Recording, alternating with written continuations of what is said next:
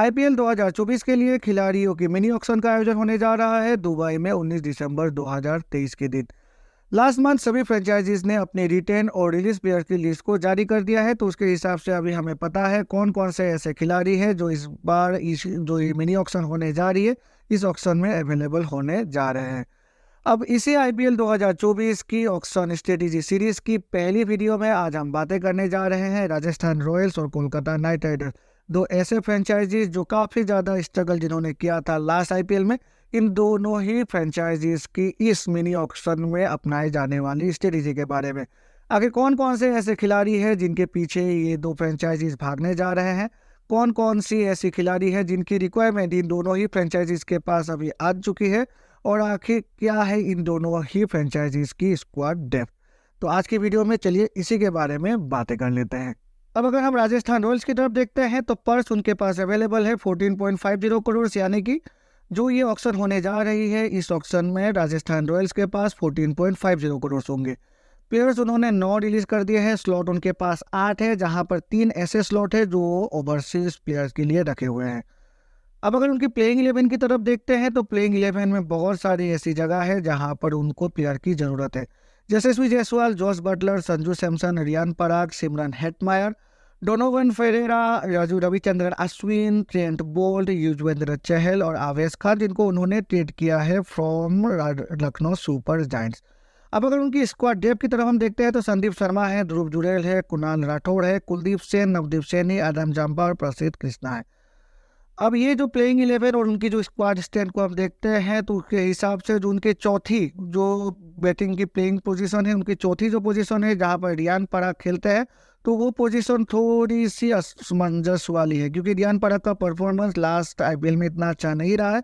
घरेलू क्रिकेट में उन्होंने अच्छा परफॉर्म किया है, लेकिन अब देखना होगा जब ये आईपीएल शुरू होगी तो ये चौथी पोजीशन है, उस पोजीशन पर रियान पराग पूरी की पूरी आईपीएल खेल पाएंगे या नहीं। और उसके बाद अगर हम आ जाते हैं तो रविचंद्र अश्विन और ट्रेंट बोल्ट के बीच जो स्थान है जहां पर एक उनको बॉलिंग ऑलराउंडर चाहिए, तो वो स्थान भी अभी खाली है, तो जिसके लिए इस आईपीएल ऑक्शन में उनको प्लेयर परचेस करना पड़ेगा। अब रिलीज प्लेयर की अगर हम देखते हैं तो जो रूट को उन्होंने रिलीज किया है, जैसन होल्डर को रिलीज किया है, फिर ओबेड मोगरे को भी रिलीज कर दिया है, फिर मुरुगन अश्विन, केची करियाकप्पा को भी रिलीज किया गया है। अब रिक्वायरमेंट की तरफ आप देखते हैं तो राजस्थान रॉयल्स को 2 ऑलराउंडर की ज़रूरत है, एक पेस बॉलर की ज़रूरत है और एक बैट्समैन की ज़रूरत है।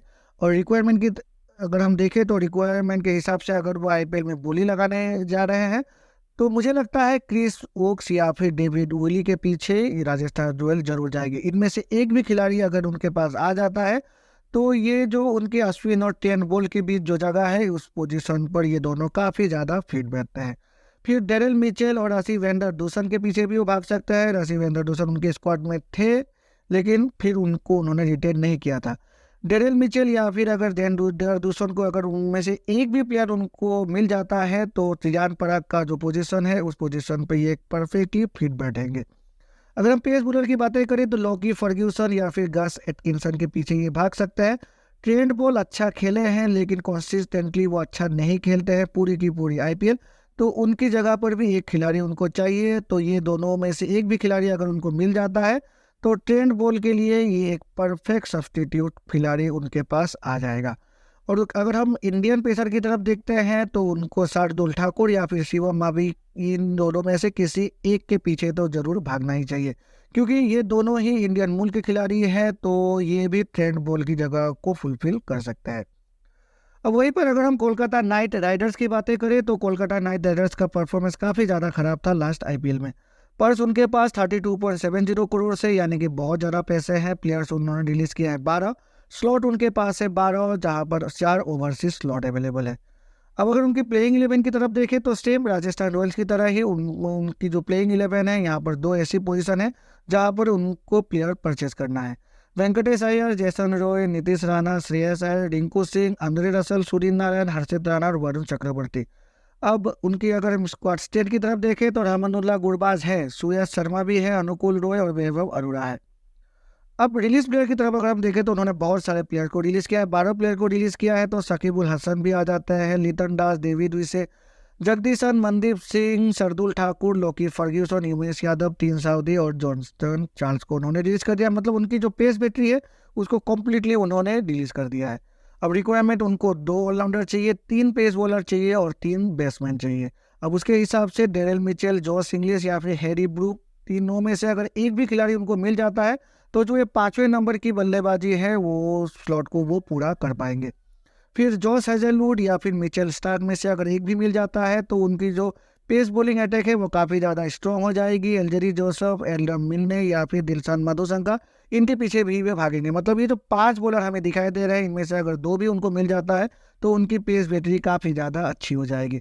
अब वो उनको एक इंडियन पेसर की भी ज़रूरत पड़ेगी, जहाँ पर हर्षल पटेल, जयदेव उनडकट या फिर शिवम मावी, इनमें से अगर वो 1 या फिर 2 परचेज कर पाते हैं, क्योंकि उनके पास पर्स में काफ़ी ज़्यादा पैसे हैं, तो उनकी जो पेस अटैक है वो काफ़ी ज़्यादा स्ट्रॉन्ग हो जाएगी, काफ़ी बैलेंस हो जाएगी। और अगर हम देखें तो उनको एक ऑलराउंडर भी चाहिए जो नीचे में आकर थोड़ी सी बैटिंग कर सके, तो उसके लिए शाहरुख खान या फिर स्वप्निल सिंह, इनमें से एक भी खिलाड़ी अगर उनके पास आ जाती है तो कोलकाता नाइट राइडर्स काफ़ी ज़्यादा बैलेंस टीम हमें दिखाई देने वाली है। तो इसी स्ट्रेटेजी के साथ मुझे लगता है कोलकाता नाइट राइडर्स और राजस्थान रॉयल्स उतरने जा रही है आईपीएल की मिनी ऑक्शन में, उनकी जो वैकेंट पोजीशन है, जो स्लॉट है, उनको पूरा करने के लिए। अब इसी सीरीज की अगली वीडियो में बातें करेंगे 2 अलग फ्रेंचाइजीज के बारे में। तो चलिए मिलते हैं उसी वीडियो में, तब तक के लिए goodbye and take care.